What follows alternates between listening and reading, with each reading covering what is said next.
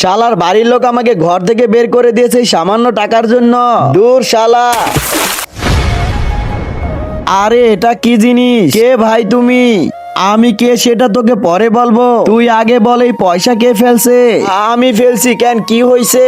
শালা তুই আমার বউয়ের মুখ ফাটাই দিছ। সরি সরি, প্লিজ আমাকে মাফ করে দাও। যা ঠিক আছে, কিন্তু বললে না তো তুমি কে? আমি হলাম জলপাড়া, যে আমাকে জায়গায় আমি তার ইচ্ছা পূরণ করে দেই। এখন তোমার যদি কোনো ইচ্ছা থাকে বলতে পারো। আচ্ছা সত্যি নাকি? না মিথ্যে। আরে রাগ করো কেন?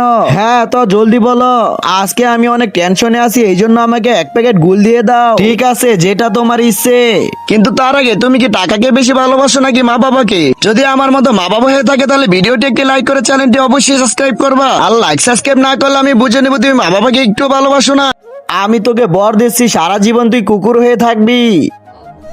আরে জলপাড়া, ভালো কিছু না দিয়ে এটা তুমি কি দিলে?